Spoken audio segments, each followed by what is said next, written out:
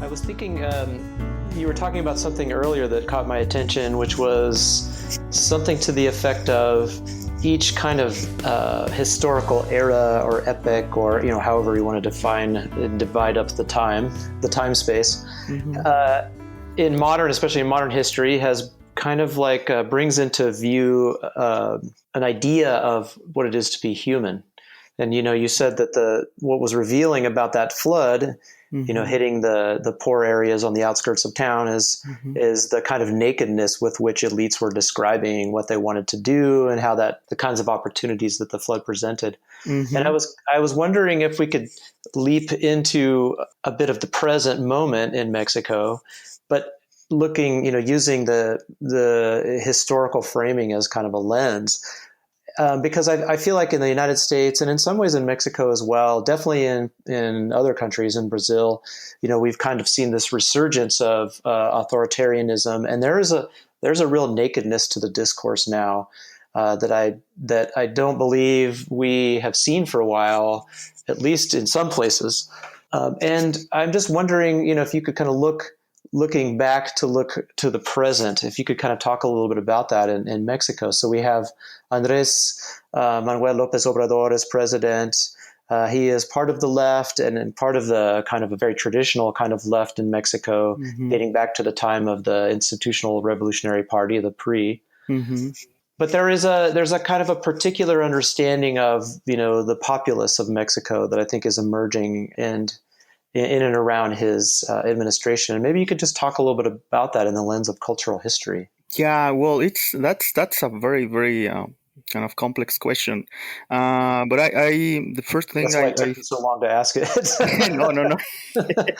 Well, I think we not sure how brief we need to be, but we have time. Yeah.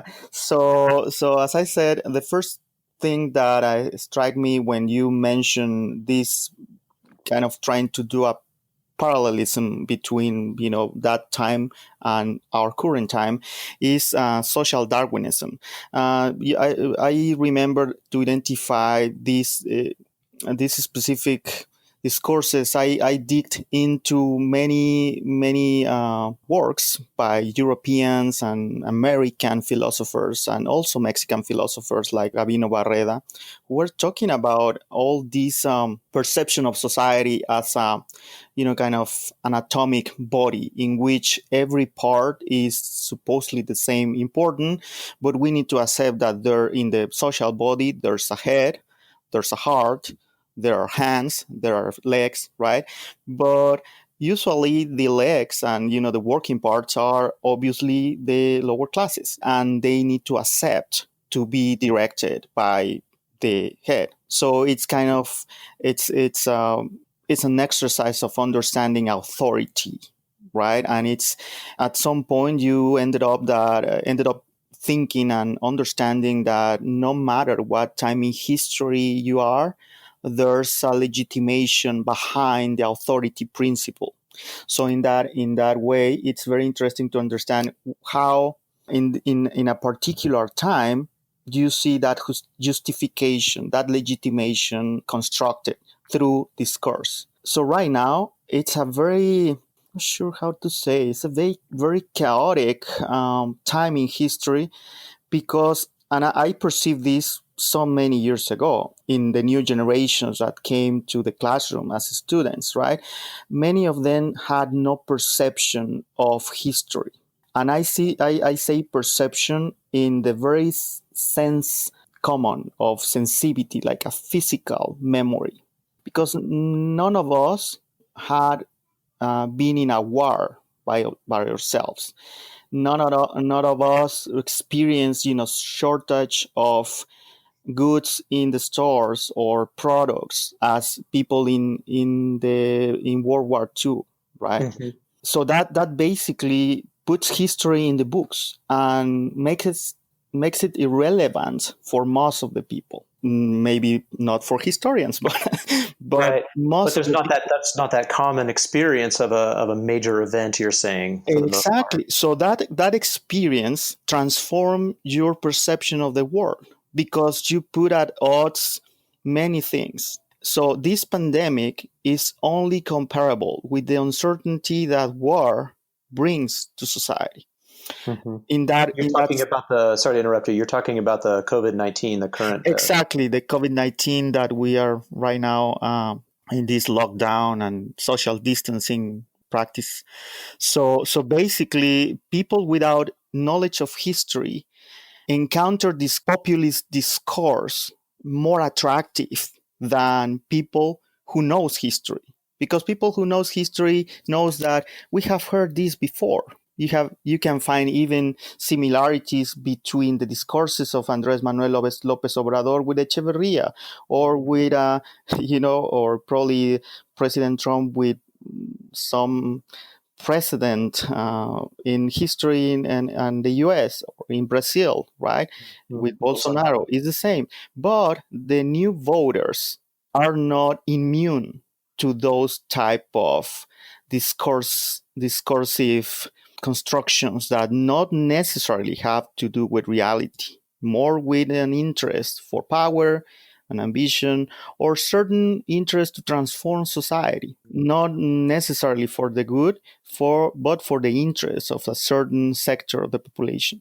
So this is right now, I think the pandemic can be one of our catalyzers for the new generations to experience this, like a physical pain that we haven't feel ourselves, like this real fear about losing what you have, losing access to think, but also in the conservative mind, also kind of preventing people to raise, or people to, right now, for example, and we are May 12th, it's in Mexico yesterday, the President Lopez Obrador passed a new decree on this legislation about, bringing the army and the navy join the National Guard of Mexico, and given them faculties to do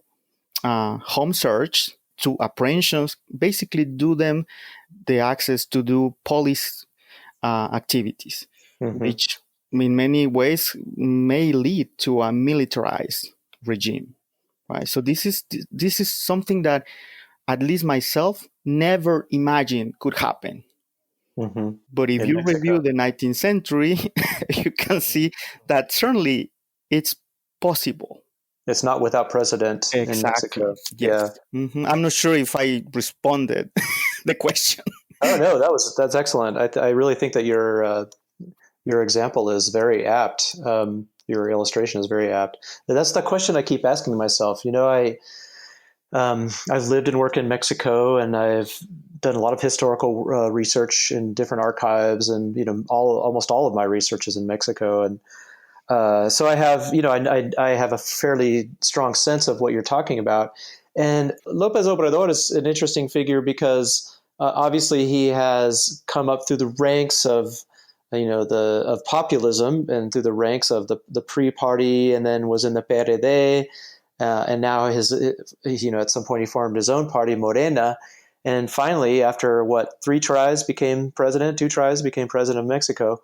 And it's so interesting to see the kind of the difference between his rhetoric and his action in Mexico. I see that gap in his presidency to loom very large, and I feel like in some ways it took me somewhat by surprise.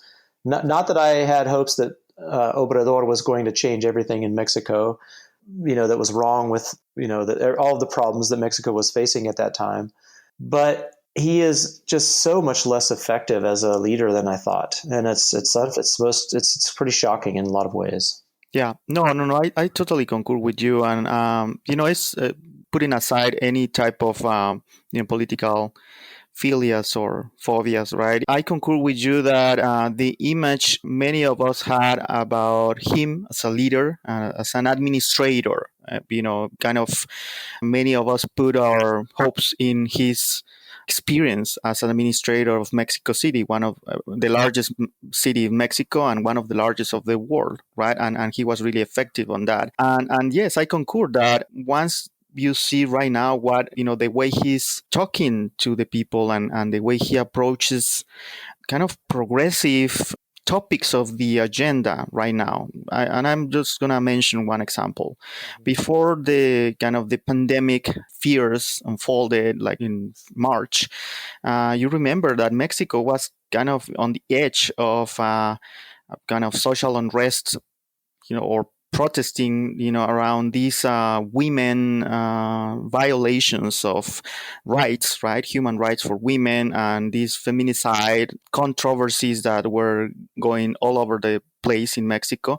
And women were taking the streets to protest. And Lopez Obrador, when they did like this massive protest nationally in Mexico, he barely mentioned it in his mañanera, his morning press conference, right? So this was shocking to me, because I was expecting a president, as you said, coming from the left.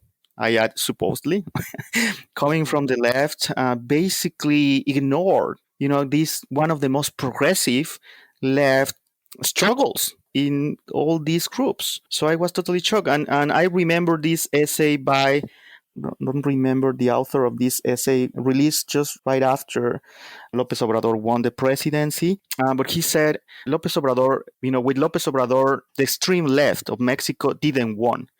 The left that won with Lopez Obrador is the left that has been marginalized within the pre-system, which is not the same. For me, was striking to see, when Lopez Obrador took possession in power, that basically the person who inducted him with the presidential ban was Porfirio Muñoz Ledo, the same guy who inducted as president as Lopez Portillo. Oh, I see.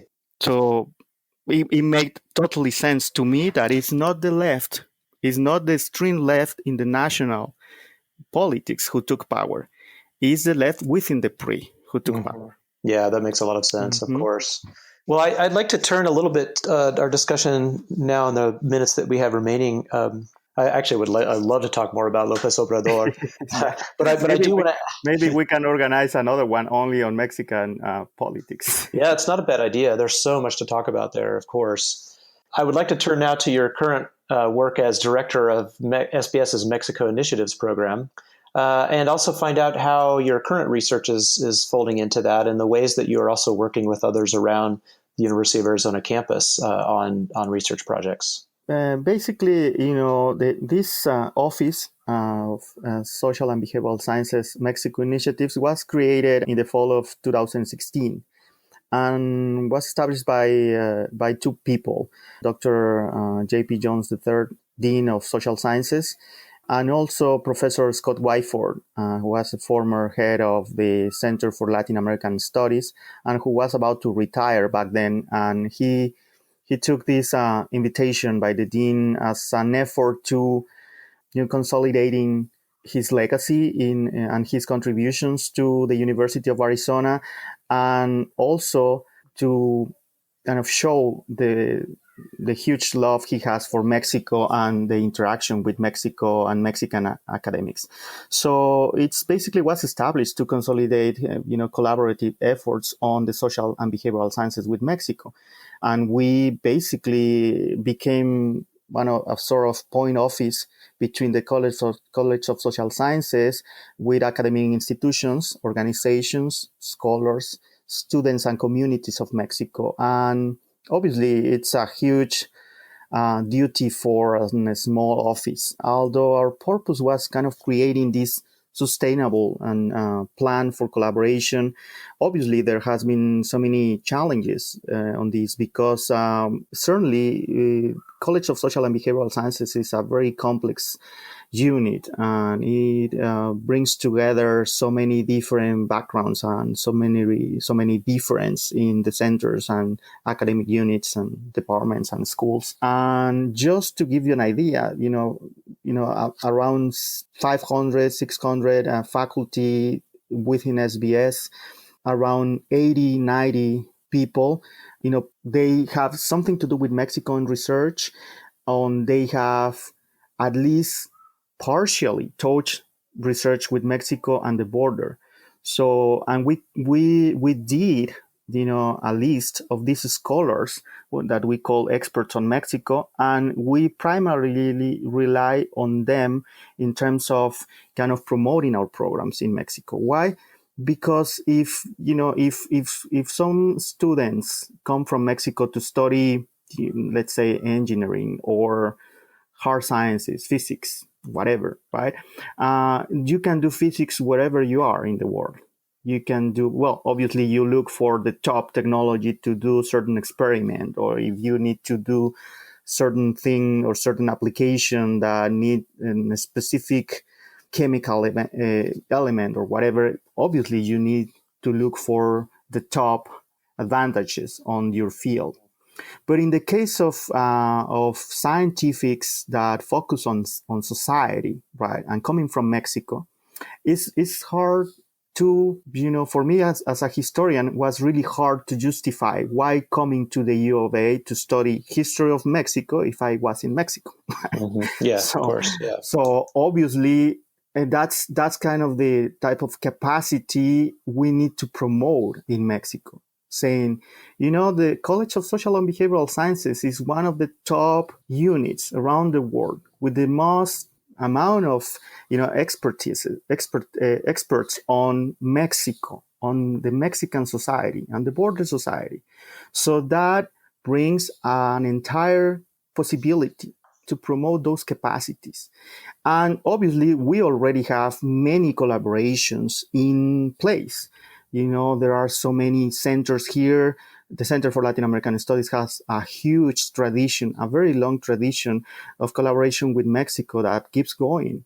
You have amazing elements there that are already interacting with indigenous people in Mexico, with centers, with students, with organizations. Also, you find the same in Mexican American Studies, when you have real deep connections between faculty members with other down there researchers. So basically, we are a resource for the faculty, right? We are a tool for them if they need us. We can certainly approach governments. We can certainly approach stakeholders in Mexico, and we certainly do even some basic legal assistance if there are some specific things that need to some consultation in dealing with the specific regulations of academia in Mexico. That type of stuff, it's a way to support the College for Social and Behavioral Sciences. And that's why we basically focus on collaborative research, outreach, student recruitment, and we also assist a little bit with some Mexico curriculum, right? I teach some classes, and also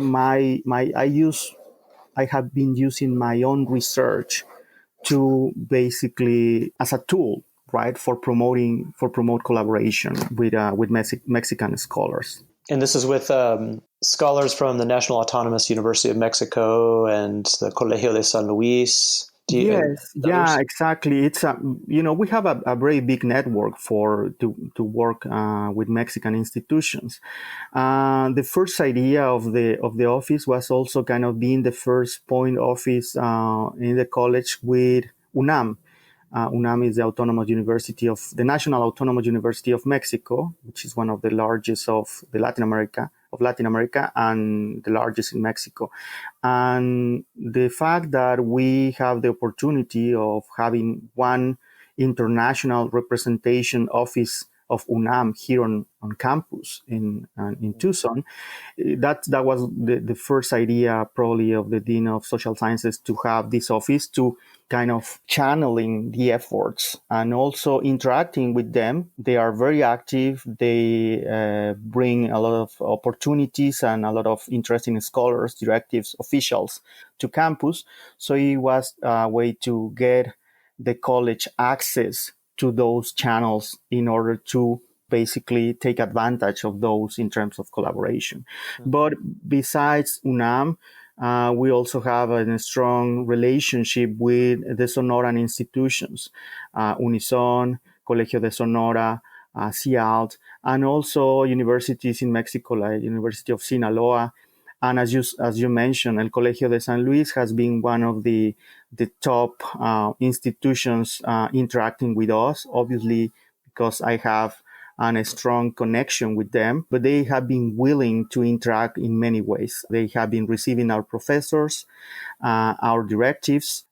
Even you was there last year, so they have been very supportive in many of our initiatives. And part of my research in the last 7 years have been connected with the cultural heritage field, and that's how I started to being fascinated by the cultural connections between Mexico and the U.S. here in the borderlands. Mm-hmm.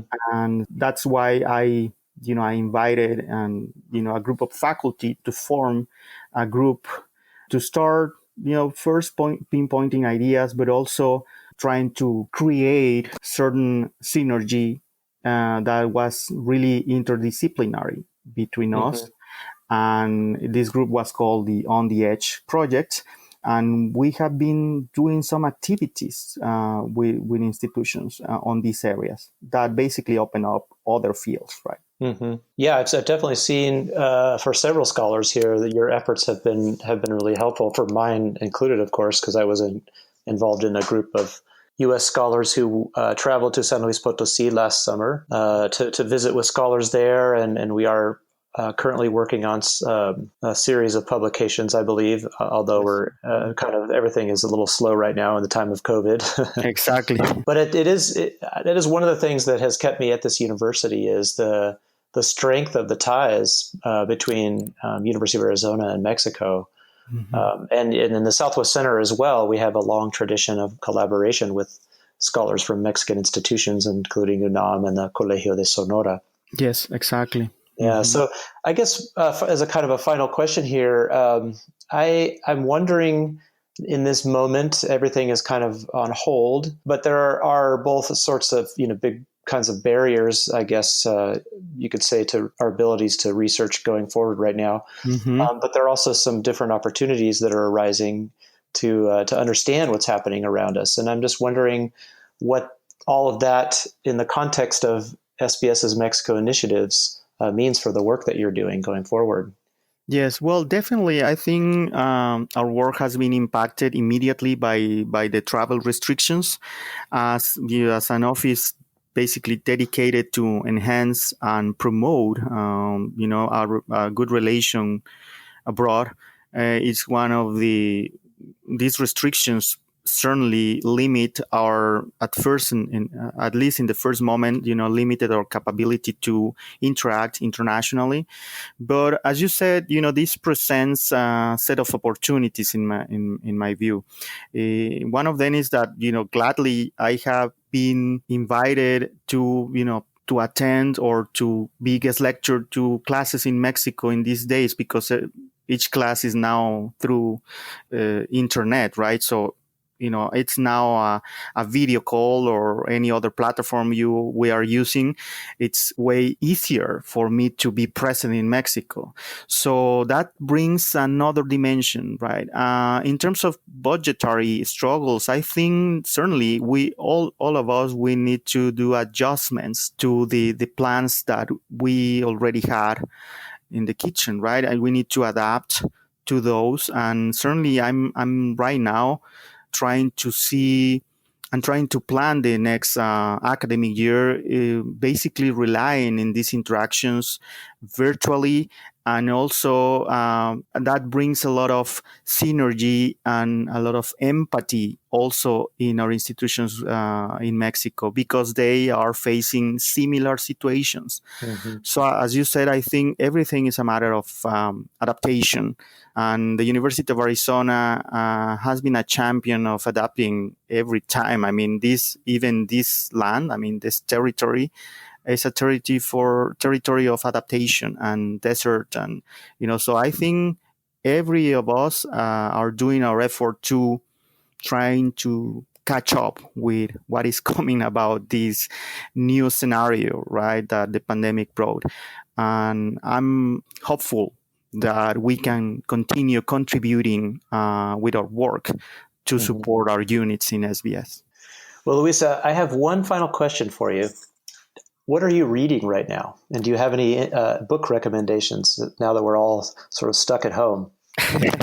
Well, it's I think it's a wide variety of books, but I'm reading right now. I'm doing a sort of introspection. So besides the stuff I'm reviewing for editing a manuscript for my next book, there's a work that it's probably you'll take me by this I don't know how to say it, esoteric thing.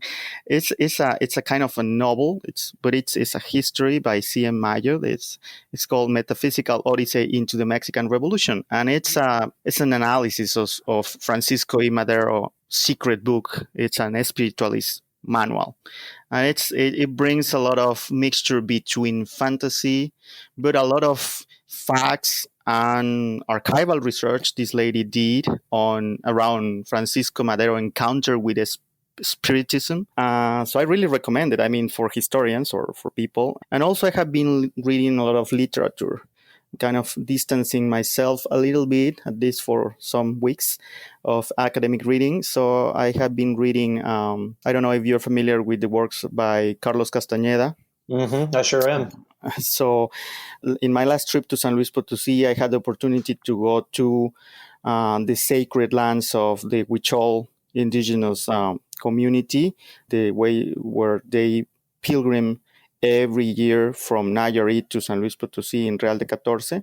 Mm-hmm. So I had a very, I don't know, it's a very incredible experience by, reaching the Cerro del Quemado hill. And I wasn't expected that type of experience. I got back to Tucson trying to find ways to connect and reconnect the spirituality with the desert and with traditions, right, in the desert.